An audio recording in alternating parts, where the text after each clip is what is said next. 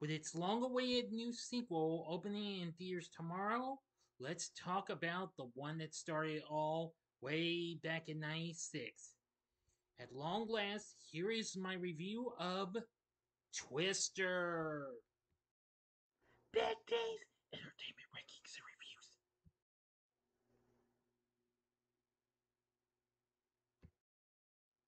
So, greetings, my fellow YouTubers, and welcome to Big D's Entertainment Rankings and Reviews.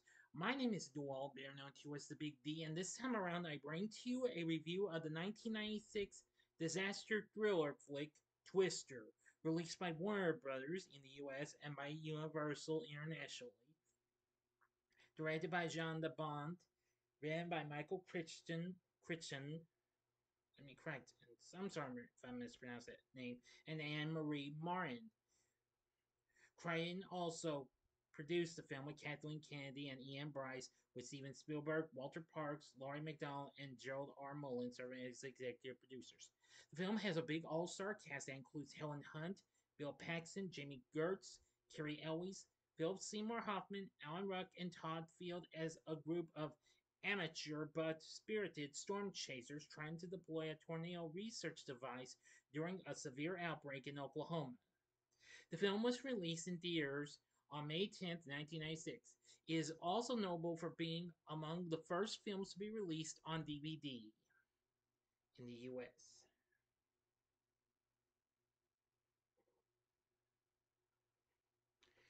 Now, let's get into the story. On an Oklahoma farm in 1969, young Jo Harding, her parents, and their dog take shelter from an F5 tornado that ultimately destroys their farm and kills Joe's father as he tries to secure their cellar door to protect the family.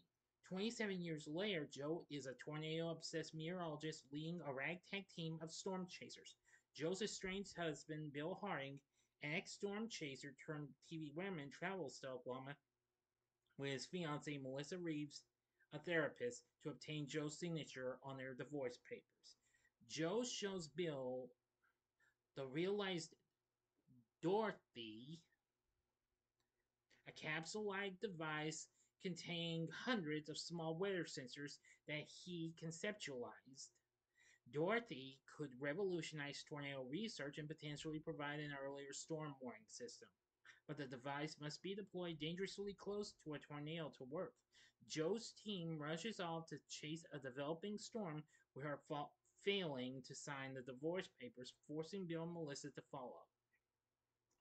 Jonas Miller, a rival storm chaser and former colleague with corporate funding, has stolen Bill's idea for his own Dorothy-like device, Dot 3. Jonas plans to deploy Dot 3 first, claiming credit for its design. Enraged, Bill agrees to accompany Joe and the team for one day to successfully launch Dorothy. As the team pursues a developing tornado, Joe's truck runs into a ditch. Joe and Bill shelter under a bridge as the tornado destroys the vehicle and one of the four Dorothy prototypes. With more storms developing, Bill leads the team in his own truck, chasing an intensifying F2 tornado. They encounter Jonas' team just as Bill accurately predicts a sudden change in the tornado's path and diverts their course. While driving through water-filled fields, excuse me, two water spouts form, with one of them splitting into two and violently thrash the vehicle before dissipating. Bill and Joe are unscathed, though Melissa is traumatized.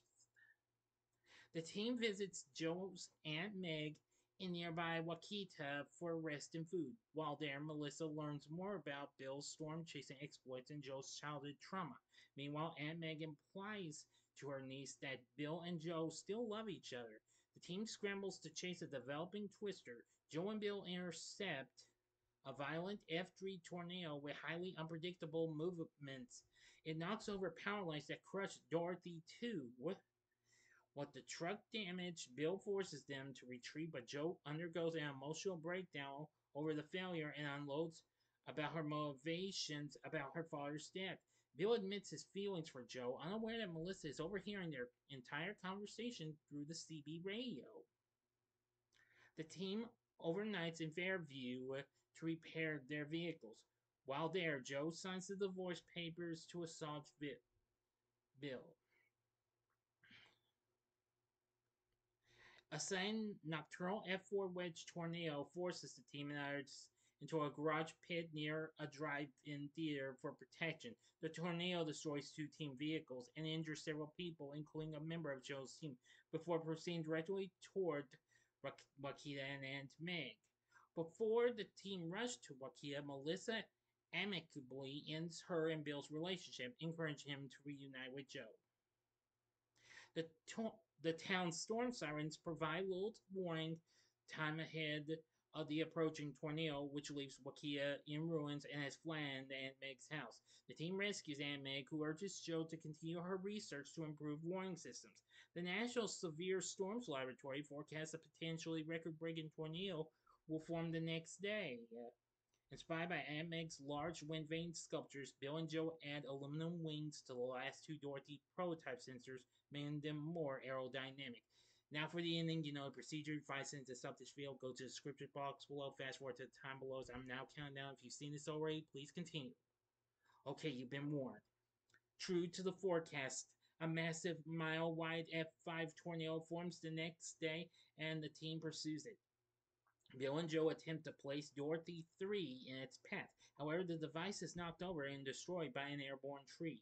Meanwhile, Jonas attempts to deploy Dot 3, ignoring Bill and Joe's warnings that the tornado is changing direction and heading straight for them. The tornado sweeps Jonas' truck away, killing him and his driver.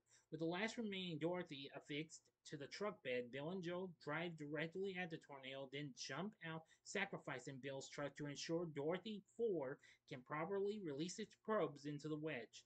The gamble is successful, as Dorothy 4's probes provide immediate scientific data, but without their truck, Joe and Bill are forced to run on foot as the tornado shifts towards them. Inside a nearby pump house, they strap themselves to deep pipes.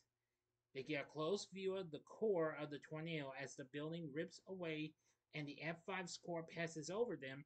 After the tornado dissipates, the team celebrate their success and Joe and Bill reconcile in the story. Sorry. So what did I think of Twister? Well, I've only seen it a few times, and I'm going to say this is a very good disaster movie and what have you. I think this is just so incredible.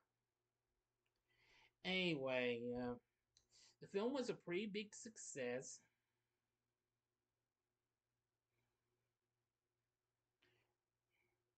And it went on to make 495 million worldwide against its 88 to 92 million dollar budget, and became the second highest grossing film in 1996, losing only to Independence Day. With good reviews, it received Academy Awards for Best Visual Effects and Best Sound.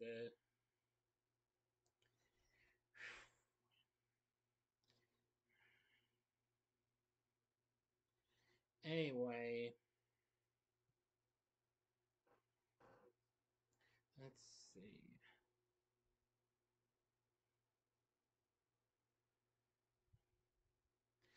The film currently sits at 67% on Rotten Tomatoes, saying a high concept blockbuster that emphasizes special effects over three-dimensional characters. The film's visceral thrills are often offset by the film's generic plot. Yeah, I will say the plot is pretty generic, but it's fine though. Metacritic has it at a score of 68, and CinemaScore gave it a grade of an A-. Now, for some major reviews, Roger Ebert said, as drama Twister resides in the zone, it has no time to waste on character, situation, dialogue, and nuance. The dramatic scenes are holding actions between tornadoes. As spectacle, however, the film is impressive. The tornadoes are big, loud, violent, and awesome. They look great. Janet Maslin wrote for the New York Times, somehow the film stays as up-tempo and exuberant as a roller coaster ride, neatly avoiding the idea of real danger. Entertainment Weekly gave the film a B rating, and Lisa Schwarzbaum wrote, yet the images that linger longest in my memory are those of windswept livestock and that in a teacup sums up everything that's right and wrong about this appealingly noisy but ultimately flyaway first blockbuster of summer. Well, that's true. But anyway, Twister proved to be a big success, as I said. It didn't win its two Academy Awards, though, but however, it did win big at the BAFTA Awards, the Blockbuster Entertainment Awards, and the BMI Film and TV Awards, where it went to Mark Mancina, who, of course, did the film score. And I must say, it was really, really good. Helen Hunt won the Favorite Actress in Action Adventure at the Blockbuster Entertainment Awards. Well, despite losing the Visual Effects Award at the Academy Awards, it did win Visual Effects at the BAFTA Awards. Unfortunately, the film also got nominated for two Razzies, where it lost Worst Supporting Actress for Jami Gertz, but unfortunately somehow won the Worst Written Film, grossing over $100 million. Sure, the story's kind of a mixed bag and what have you. Yeah, it goes from one thing to another, but overall, I thought it was fine and what have you. But I liked it because of the suspense, the thrills, and edge of the tornadoes and what have you. It did, however, win Best Action Sequence for the truck driving through farm equipment bit at the MTV Movie Awards. Helen Hunt was nominated for Best Female Performance but lost it. Unfortunately, the film also won Worst Screenplay for a film gross over $100 million worldwide, the Stinkers Bad Movie Awards as well. Well, despite losing her Razzie, Jami Gertz did win Worst Supporting Actress there. The film was also unfortunately nominated for Worst Picture, but it lost. Anyway, but from my point of view, I think Twister is a fine little disaster film. It's just, yeah. So its score is pretty good.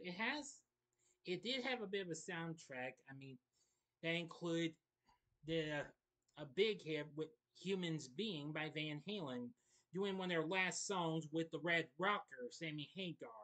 It also included Shania Twain's big hit "No One Needs to Know" as well, plus a lot of other songs. Now, for our cast, we have Helen Hunt in the role of Jo, and I must admit, she's really, really something. While a young Alexa Vega, who recently appeared in the made for TV remake of Piranha just a year or so prior, played the young version of Jo. Yes. Bill Paxton played Bill. He's good. Cary Elwes played Jonas. He was good. Jami Gertz played Melissa. She was good. Lois Smith played Aunt Meg. Not bad. Alan Ruck played the character of Rabbit. The late Philip Seymour Hoffman played Dusty. And I gotta tell you, the list goes on and on. Anyway, there's just so many big names and what have you. So, of the whole, I thought Twister was a nice little film and what have you. Sure, it does have its flaws and what have you, but still, overall, it's a pretty good thrill ride. Now, I wish the long-awaited sequel, Twister's the best of luck, where if I go see it this weekend or not, okay? We'll wait and see, alright? So overall, with everything said, Twister's a good film. The story is not too bad, despite despite its flaws. It has a good score and soundtrack, however, and a pretty good all-star cast. So overall, would I recommend this film? I would say this is I'd say maybe a draw between give it a one-time watch or sure go ahead. That would be the thing to do. So that would be my verdict.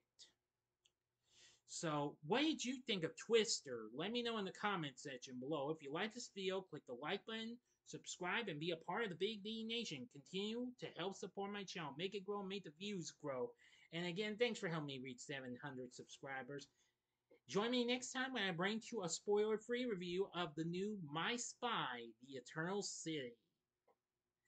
So if you like this, check out my reviews of these other disaster films. In the upper left-hand corner is my review of the film that actually beat the South to become the highest grossing film in '96, and that's Independence Day. The upper right-hand corner is my review of a film from the same guy who did Independence Day, and that's The Day After Tomorrow. Or if you would like an earlier disaster film, check out my review of The Poseidon Adventure from 1972. And the bottom right hand corner is the button you can click to subscribe. If you like rankings and reviews on movies, TV, music, video games, etc., then I'm your guy. Thanks for watching. Until next time, I'm the Big D saying, see ya.